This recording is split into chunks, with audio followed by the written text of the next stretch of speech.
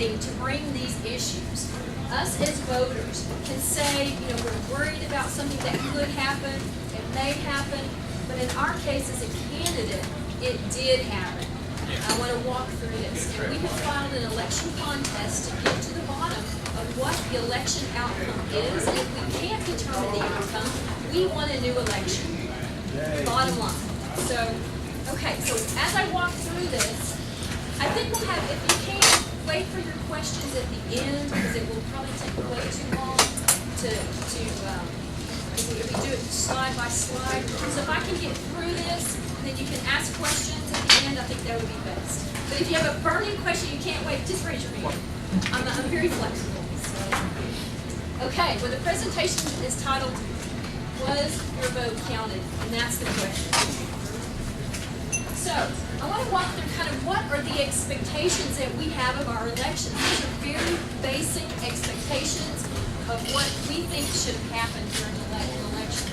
Our elections should be legal, they should be, and the legal processes should be implemented. They should be systematic, we should have systematic processes, voters should have accessibility, it should be transparent, accurate, and verifiable. All of these components comprise of what our expectations and what the intent of elections are. So how do these kind of happen piece by piece? So the legal piece, the legislature defines the laws and passes the laws. Okay? So you have to be legal first. Number two, the election processes have to be implemented. The Secretary of State does that. And they define the processes that follow the legislature's intent in the law. They have to be systematic. The processes have to be carefully followed to the T. If not, we have problems. We have safety nets that are not there. It has to be accessible. We have to ensure voter participation.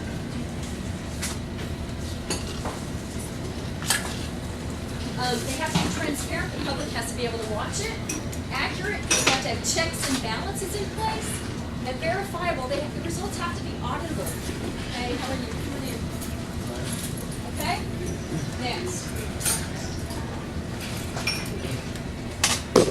Okay, let's start out with the Secretary of State. We noticed during the November election, we had electioneers, and who here was an electioneer for us? Oh, I just love you. All of you. We had electioneers in November when we had the general election, and what we found were no zero tapes were printed prior to the polls, when the polls opened.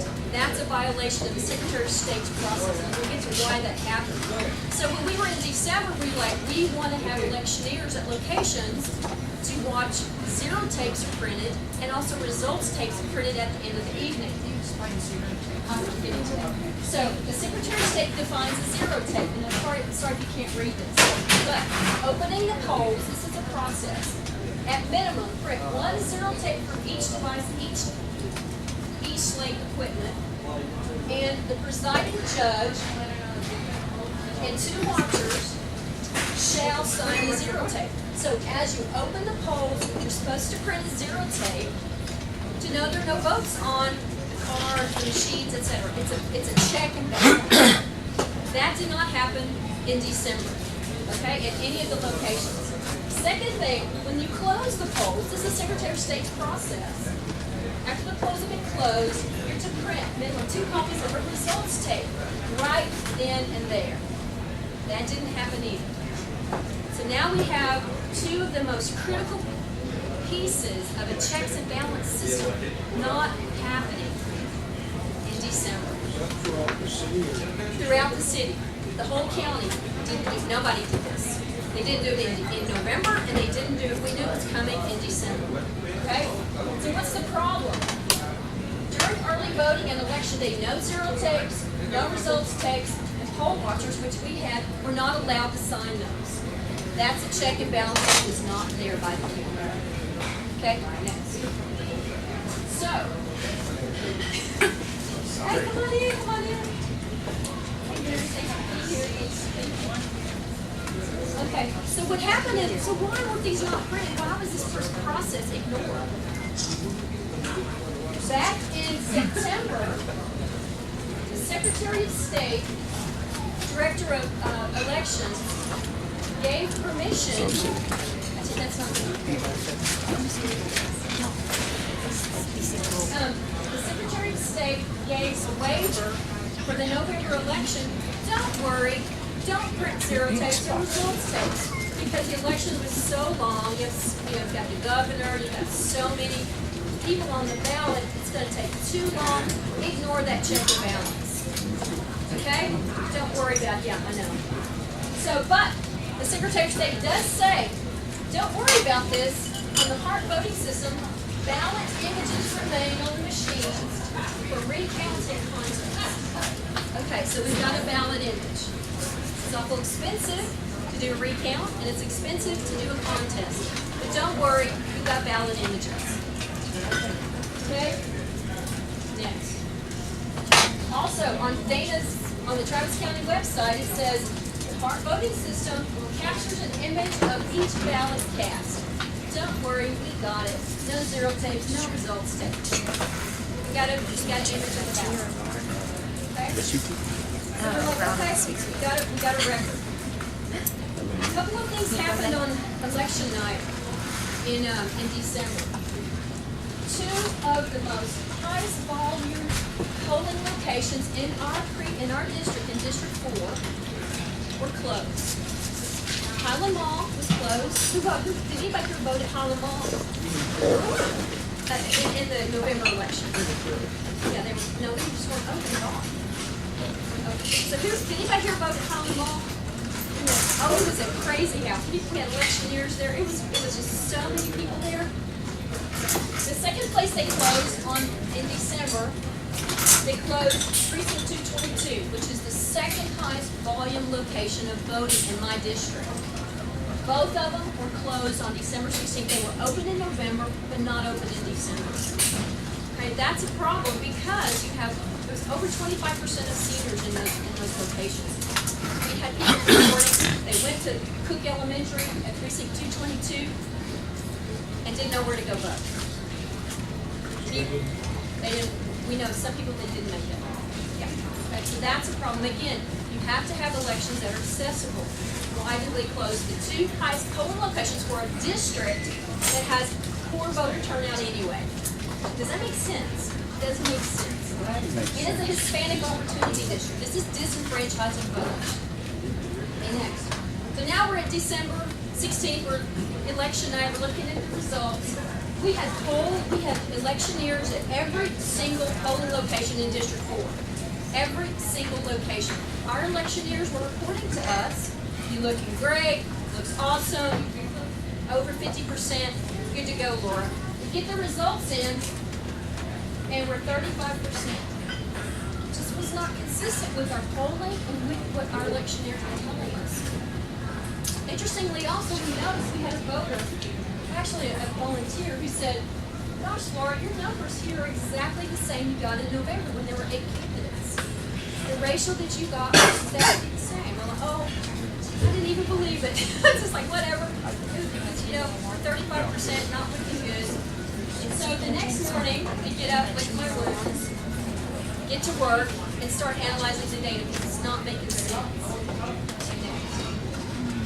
So what we noticed was, and I have people who work on campaigns are here, some of you who work on campaigns, but the county will send out early voting rolls each day at early voting. Every 24 hours, they'll send out rolls of who voted.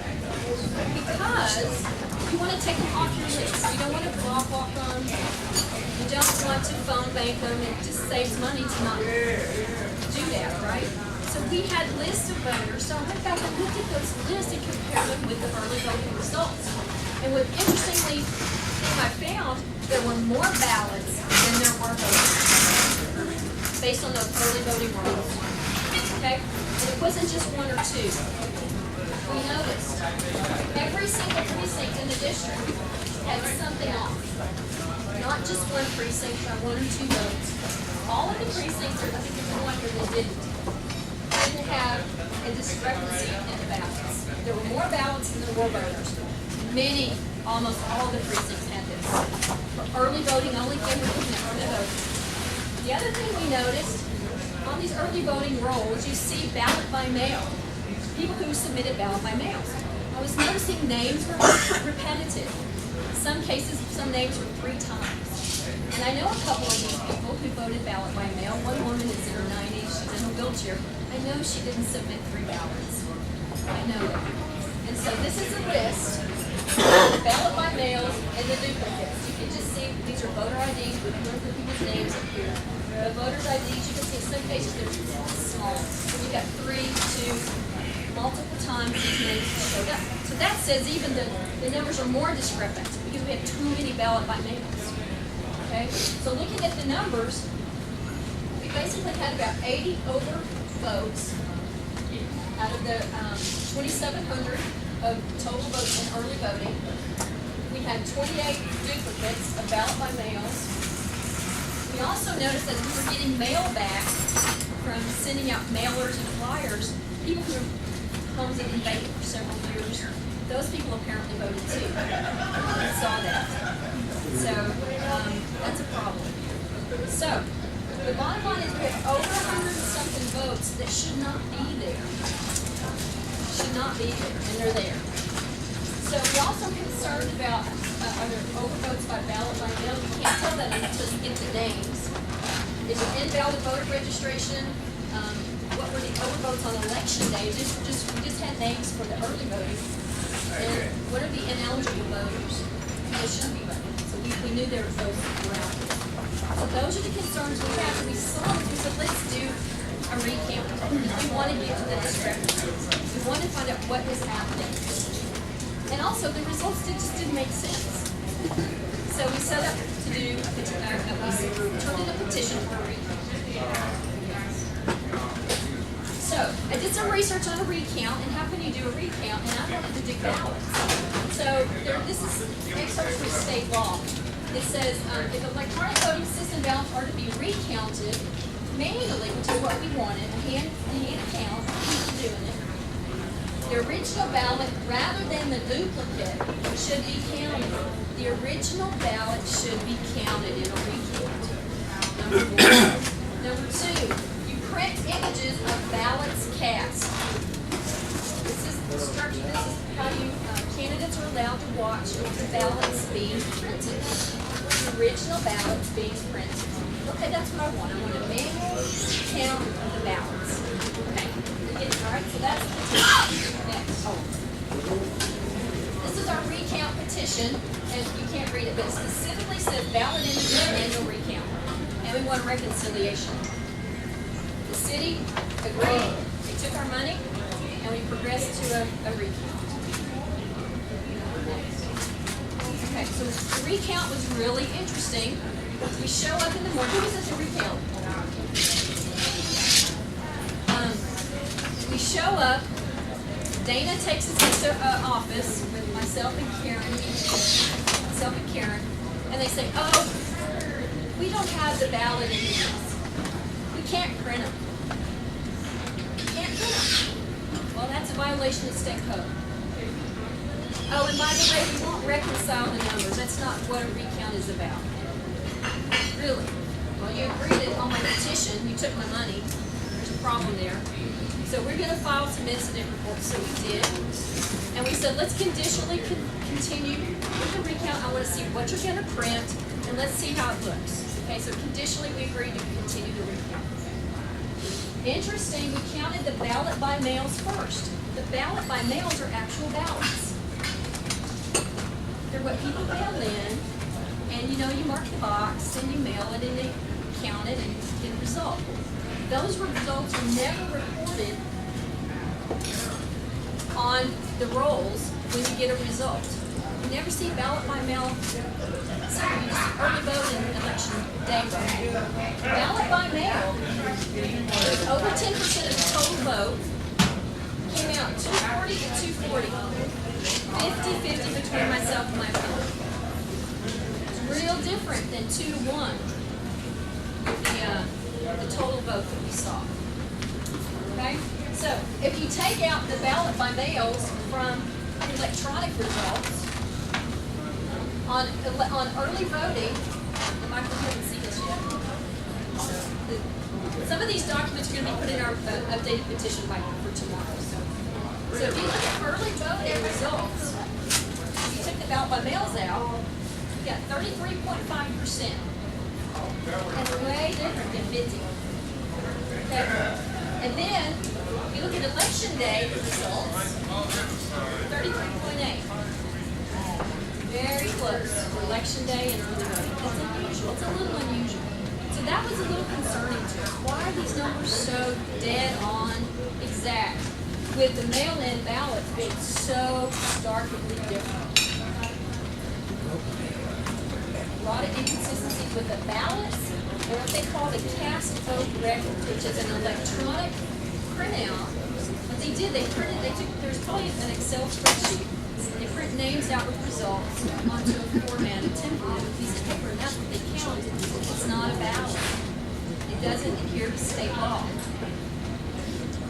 Different results here, completely. Okay, so we started talking to the Secretary of State. We said we don't understand why these things are not getting a reconciliation, not getting what we wanted from the recount. Their recommendation was do election contest.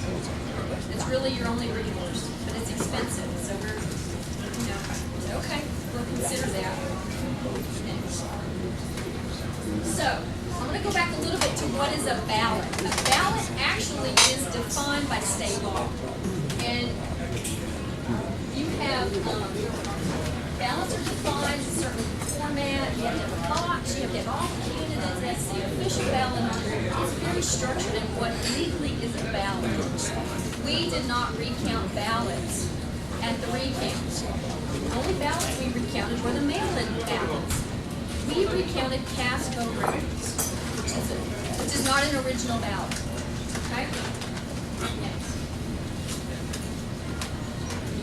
So, one of the things we also noticed, that this was one of our volunteers said, election day, oh, you got the same results you did in November that you did in December. So I went back and looked at that. So we looked at the ratios of what myself and my opponent got in November. So the majority, there are some precincts we have 18 precincts, and then some of the precincts only have a couple of votes. So we looked at the majority, the precincts that had a lot of votes in them. Over 200, 80% of the voters. So it's interesting. My November, what I got, what my opponent got, was 35.1% overall. In December, my opponent and myself, I got 35.0. So very, very close. So that is unusual. For November, when there's 8 candidates, and then a runoff has only 2. And so then we took another number. We said, because I'm a math person, I'm an engineer, I'm a geek person. So I looked at, interestingly, I noticed that precincts were the same. Precinct 2020, 2021, 34, 34, 40, 41, very similar, 44, 43. Exactly almost the same results precinct by precinct. So then I said, that's interesting. Let me average these numbers here. I get 35.1 is exactly the same as my result. And then I average this, it's the same number. Dead on. It's a little unusual. Why would that be? An unweighted number by precinct equals the total overall result. Both elections exactly the same. It's unusual. Very exact. So we said, okay, let's go back 11 years and look at all the other candidates in Austin who ever had a runoff back to 2003. So let's see how they look. Okay? I'm an engineer. This is great. Okay. This is easy. I do. I love Excel. I'm an Excel person. So we took these 4 numbers. Go back. We took these 4 numbers, and I looked at this data for exactly every candidate back to 2003 in the same methodology. Okay? Next. 4 numbers, right? They're all So here's my number, all the same. General, on top of each other. We looked at every candidate back to 2003. We had the same kind of thing, general election and a runoff. Nobody. Numbers. on top of each other. Nobody. So next, I'm going to show a little visual representation. So, this is mine. These are everybody else's back in 2003. The standard deviation of those four numbers in math. So, my standard deviation is 0.06, those four numbers. The only person close to it is over 10 times more than mine, at 0.6. And then the largest one is over 100. Out of the distribution, this is not what you would expect. Something happened, something's wrong. The processes were not followed. The checks and balances didn't happen. We don't know what happened. It doesn't make sense. It's not made sense. All right, so let's go back. What we expect elections to be. Systematic. Processes are carefully followed. We had no zero tapes to start out. We had no results tapes. Accessible. Ensure voter participation. 2 of the highest precincts were not allowed to vote. And District 4. Transparent. Open for the public to see. Our poll watchers were supposed to watch the results tapes and zero tapes printed. We didn't get to watch it. Accurate. Checks and balances. We know there's more ballots than voters. We've got a ballot by mail that looks like some people were potentially more than once. Verifiable. Results can be audited. We don't have ballots to audit. And in every one of these expectations, we fell short in Travis County. Now, one thing about Dana, I have to give her credit. I think the last 2 years, she's been asking for a new voting system because we don't have a traceable system of how we voted. We don't have a paper verification. She's been calling for this for the last couple of years. My point is that we have had problems with our election. And I agree with her on one thing right now is that we need a new system. So right now what we're doing is we're saying we don't know what the results are because we can't get to them. So this is why we're following the election contest. We have discrepancies we can't get to. And if the outcome can't be determined, we're asking for a new election. So that's about where we are in a nutshell. And I'll take some questions. Yes? About which ones? Good question. That's a question we're going to ask. The judge probably needs to ask because they're supposed to be saved on the little memory cards, but apparently the systems that we have are too old.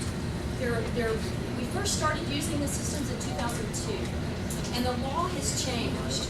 So I think what's happened is the systems have not kept up with the legal requirement. They've never been able to produce them. Yeah. Stephen? You probably need to repeat the question because of the noise back here and those people facing you. Okay. I have no idea what he asked. Okay, he asked, where are the ballots? Where's the record of the ballots cast? And I said, I don't know.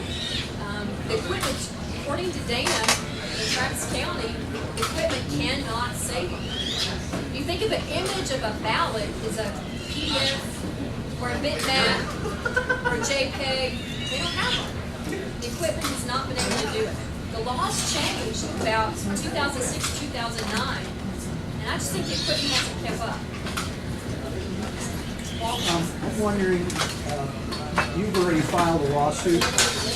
Is the equipment sequestered now, or can it still be tampered with while your appeal is going on? Good point. I trust that it's not been tampered with, that they're in their, it's in a vault, and that's what it's supposed to be. So I don't know the answer. So the chain of custody is not secure. They are they have cameras. They are legally bound to protect all the data. So they are. Right? Did Dana concede that there were supposed to be photo images of those ballots and they just didn't do it? Or did she claim not to know anything Cowboy. Let's go back. Let's go back to the website. So let me show you something. Yeah, she asked, what was Dana's position on the ballot images? Go back, Dana, to the website, on the East Lake. Keep going, keep going. One more. Keep going. One more. Keep going, just keep going. There. So this is from the Travis County website, 2015. The East Lake captures an image of each ballot cast. So I think, and I'm going to be really honest, she called me on Sunday that the recount was to happen on Tuesday. She calls me on Sunday. No other candidate has ever asked for images of ballots cast for a recount. Never has it happened. According to her, I also talked to Bill Alshire, and I said, Bill, has anybody ever asked this? He said no. So this was the first test of this. I don't think she knew either way, honestly. And when I talked to her, she was not aware that I could watch the ballots being printed. She was not aware that it was an option to recount manually the ballots. She was not aware of that. Is she aware of anything? She was. This is what's interesting. I think we have found a problem. I think we found something that most people didn't know. I didn't know existed as we're walking through this process. We just want. We're like we've got votes. It seems like the people could be counted. We've got more ballots than voters. Let's get to the answer. I'm an engineer. Let's get to the answer. What's going on here? And as we walk through this, and I'm also. John knows this. As an engineer, you follow specs in your industry, and the statutes are a spec. The Secretary of State procedures are specs. Travis County has specs on their website. We're supposed to follow those, especially for elections. If anything, we should follow them for our elections. No one's asked. No one's asked in the past. Within your lawsuit, are you also asking about the polling places, all the polling places that were closed, like Blanton, that had a higher turnout than they did at Mount Sinai, where they sent everybody instead, because a lot of people missed voting that day? That's right. We are. That is part of the lawsuit that these polling locations were closed. People showed up, didn't know where to vote. Signs were not up. That was a big problem. So, what was your experience with the ballot board? Were they able to reconcile the duplicates? So when I talked to Dana about this, we were not getting what I would call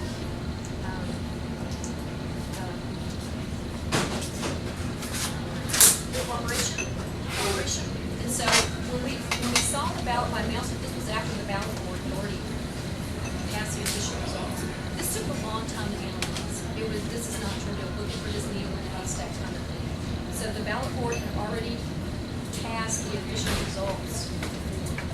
But that's a human process, so they're actually looking at ballots and requests for ballots, which is why there might be more than one ballot by mail, the same person's name on it, on the daily dump, which we in the campaign world know and account for. Yeah. So I don't know. Good question. Good question. Earlier, I think we said the state changed the requirements for the voting equipment. Well, I know that they changed it. Let me go forward, David. Let me see something. Keep going. Okay, stop here. This is in 2001 when they changed this. An original ballot should be monitored. In 2009, they said you have to print a candidate. So some of the stuff was changing after we had already had this equipment. Yeah. Who is responsible for paying to upgrade the equipment? Travis County. County, not the state. Travis County. Yes. Can I just jump in here? For those of you, I'm with the League of United Latin American Citizens. Some of you were in the study group with Dana DeMoore. There must have been at least 50 of us. World Rescue was it with you there? Karen, I know I was one of them. This goes back quite some time, guys. let me tell you, we're not happy, not only the League of United Latin American Citizens, are we not happy with the electronic voting. That we should all not be happy with it, okay? And I think, I want to applaud Laura for going through this. I know it takes some money, but